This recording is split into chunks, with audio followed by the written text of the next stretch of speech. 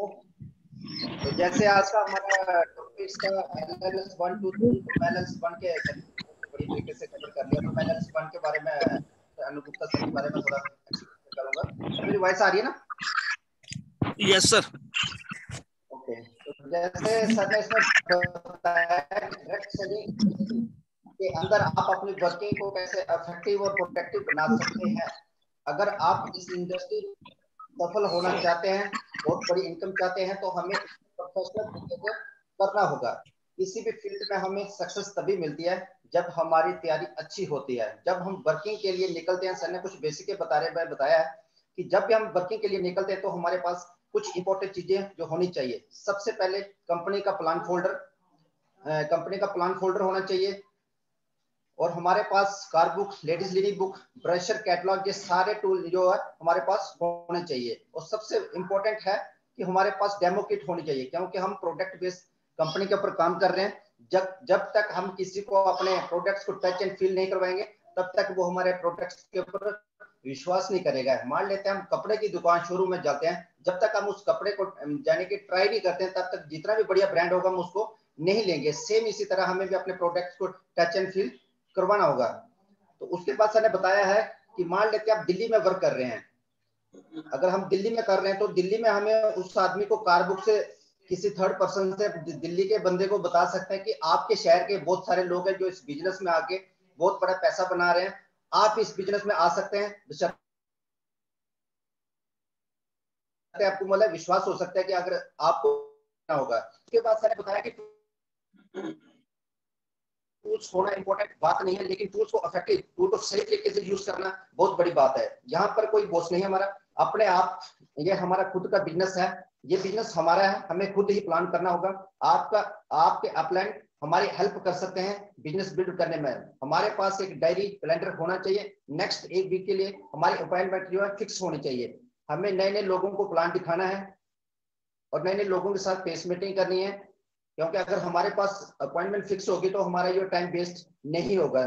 उसके बाद सर ने बताया कि हमारी जो तैयारी है प्रॉपर होनी चाहिए। आप हमारा जो कैलेंडर है, डायरी बुक होना चाहिए, routine work, day to date, कितने लोगों से हमें प्लान दिखाया, कितने लोगों से हमें पॉजिटिव रिजल्ट आया, कितने लोगों ने मना किया। तो सेम हमारे पास ये हमारी जो टाइम फिक्स होना चाहिए। तो हमारे इससे क्या होगा कि हम जिससे भी प्लान करेंगे, जो हमारा टाइम जो मतलब टाइम की जो मैनेजमेंट है बिल्कुल बढ़िया तरीके से होगी। क्योंकि अगर हमारी अपॉइंटमेंट फिक्स होगी, जिस व्यक्ति के पास भी जाएंगे, मीटिंग से मीटिंग निकाल के हम आगे बढ़ सकते हैं। तो thank you so much sir, back to host. Thank you Rajkumar sir, बहुत ही बड़े तरीके से आपने एक्सपीरियंस शेयर किया।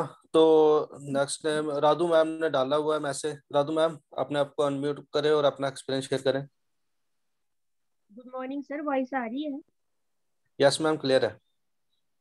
Good morning all leaders. Myself Radhu from Udhampur JNK. By profession I am teacher and part time build this business. तो आज का हमारा टॉपिक जो था LS 1, 2 and 3।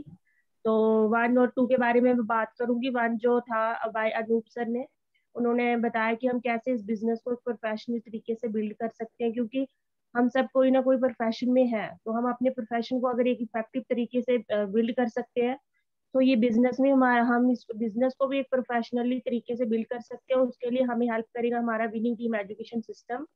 तो उन्होंने 2 इंपॉर्टेंट चीजों के बारे में डिस्कस करा है कि सबसे पहले अगर इसको इफेक्टिव बनाना है तो हमारी जो प्रिपरेशन है वो भी इफेक्टिव होनी चाहिए, क्योंकि तैयारी प्रिपरेशन है हमारी तैयारी। कोई भी काम हम करते हैं तो उसके लिए हमें पहले तैयारी करनी होती है। तैयारी हमारी जितनी अच्छी होगी तो उसकी आउटपुट और उसका रिजल्ट भी हमें उतना बेटर मिलेगा। फॉर एग्जाम्पल, अगर हम किसी क्लास में हैं तो हमें नेक्स्ट क्लास में जाना है, उसके लिए हमारे एग्जाम्स होते हैं, तो एग्जाम के लिए हम प्रॉपर प्रिपरेशन करते हैं, उसके लिए हमें बुक सिलेबस की जरूरत पड़ती है। तो इस बिजनेस में भी हमें अगर आउटपुट बेटर चाहिए तो उसके लिए जो इंपॉर्टेंट थिंग्स हैं, जैसे हमारे टूल्स हो गए, डेमो किट होगी, हमारे ब्राउचर्स वगैरह होगी, क्योंकि हम इस बिजनेस में प्रोडक्ट बेस्ड बिजनेस है। तो अगर किसी को बता रहे हैं तो उसके लिए प्रॉपर हमारे पास डेमो होनी चाहिए, टूल किट्स होने चाहिए। अगर हम ऐसे उनको जस्ट उनको बता देते हैं, अगर उनको दिखाते नहीं है, किसी चीज से रिलेट नहीं करवाते हैं, तो कोई भी पर्सन इजिली जो है हम पे बिलीव नहीं करेगा। हम किसी भी पर्सन के बारे में बता रहे हैं तो हम उसको रिलेट करवा सकते हैं जो ऑलरेडी इस बिजनेस में सक्सेसफुल पर्सन है, उनकी हम जो है पिक्स है वो दिखा सकते हैं, वीडियोज है वो दिखा सकते हैं। तो बाकी सर ने बताया, सेकंड उन्होंने बताया कि जो कैलेंडर और डायरी है वो मस्ट इंपॉर्टेंट है, क्योंकि डायरी से जो हम अपने टाइम को प्रॉपरली मैनेज कर सकते हैं। अगर हमने नोट करा होगा कि हमने फर्स्ट वीक में क्या किया, सेकंड में क्या किया, थर्ड में क्या किया। लास्ट में हम उसका कैलकुलेट कर सकते हैं कि पूरे मंथ में हमें इसका जो भी हमने वर्क किया क्या आउटपुट मिला, और उसमें हम सुधार कर सकते हैं कि कहाँ कहाँ हमने हमारी कमी रह गई थी। अगर हमने नोट किया होगा तो हमें याद रहेगा।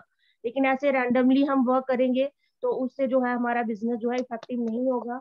उसके बाद LS2 में बताऊंगी, SP भारिल सर ने बताया कि अगर हम इस बिजनेस में है तो हमें इस ट्रैक को फॉलो करना होगा, यहाँ की गाइडलाइंस को फॉलो करना होगा, तभी हम आगे बढ़ सकते हैं। एक इंपॉर्टेंट चीज सर ने बताई कि कभी भी अपने प्रिंसिपल से, जो भी हमारे सिद्धांत है उनके साथ कंप्रोमाइज नहीं करना है।